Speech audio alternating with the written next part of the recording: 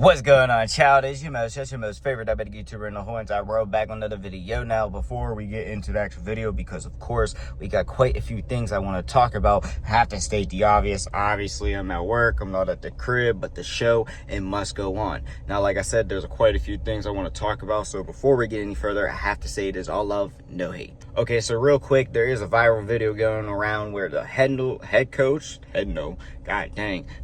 of the Cardinals is basically, punching his player, and he's getting a lot of backlash and, all that. Now, me personally, yeah, I believe he's wilding. I think he could have done it a little bit calmer, but at the same time, it's added to anger, energy, and etc. is all going at that moment. And honestly, yeah, it makes sense, but I just personally can't do it because he targeted a player that fucked up because he just dropped the ball or something exactly right on the line. So yeah, I don't think it was right, but at the same time, I don't think the coach necessarily meant to do it like that.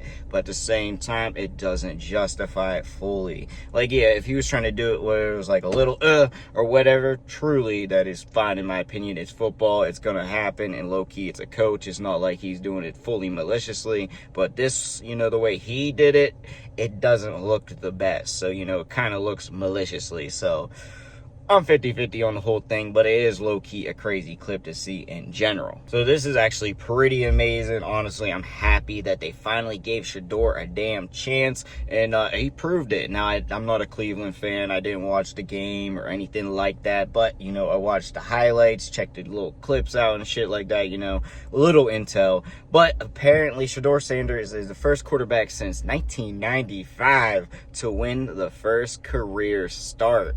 Damn, Baker didn't even do that? Yeah, I mean, I guess kind of Baker was struggling a little bit. But in general, I believe that if they can finally get their groove going, keep growing this team, especially with Shador, they got something going for them. Now, it hurts me to say this out loud because I'm from Pittsburgh, even though I'm a Dolphins fan, but still, go Pittsburgh.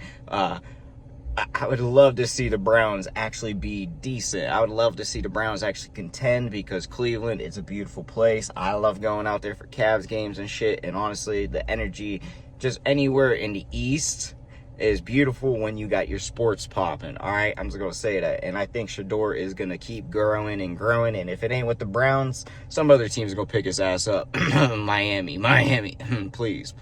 So this one isn't anything too insane, but it is being reported that the Grizzlies are signing Kobe Buffkin to a contract. Now, I believe it's like literally just a 10-day promise, try to get on the team type of contract. But at the same time, it's not certain of anything. And honestly, I only put this one in here because I thought he was going to be able to do something off the bench with the Hawks and everything. But at the same time, shit has not been going well. But he is still youngish and still has some potential. He just got to prove it, work hard, and honestly, he has a chance here, or at least somewhat of a chance. So yeah, I hope it works out because honestly, he's still young and he's got that chance, but I don't know. I don't know what the hell is actually going on there. And it is also being reported that Jonathan Kuminga is low-key getting frustrated, aka he's starting to feel like the Warriors are trying to make him the scapegoat again.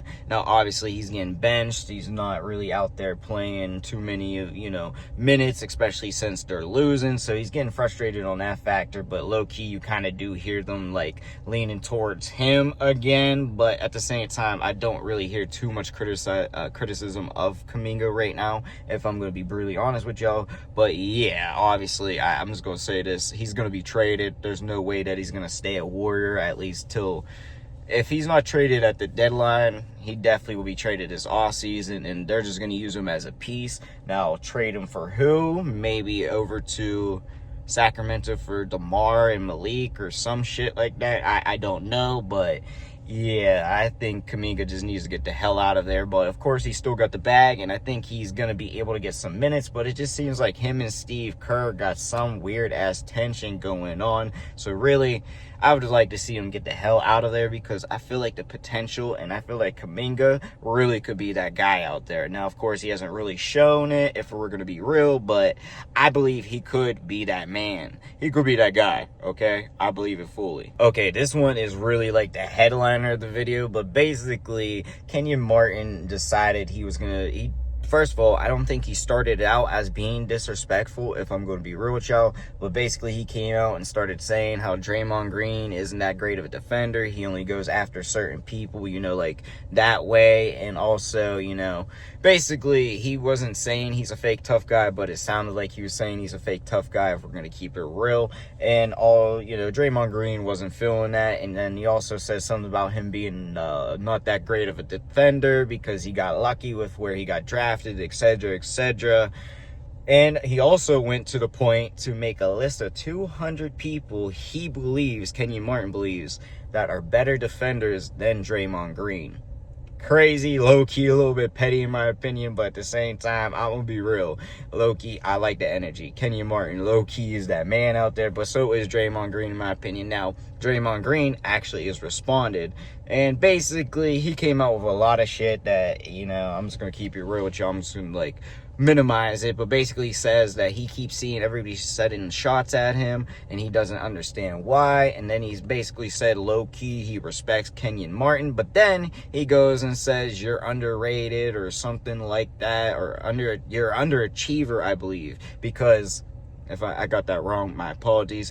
Basically, he says that because the whole factor that Kenyon Martin was drafted #1 overall, only made a couple All-Stars, didn't really, you know, win championships or anything like that. And I'm not, you know, making judgments or anything. Obviously, I ain't did shit like that in general. I didn't even make it to the league. I failed. But in general, he basically says all that shit, and then he goes, I won this. I'm how many All-Stars? I got 4 championships, or whatever the hell many championships they got over there. Even though, oh, and also I'm the 35th pick.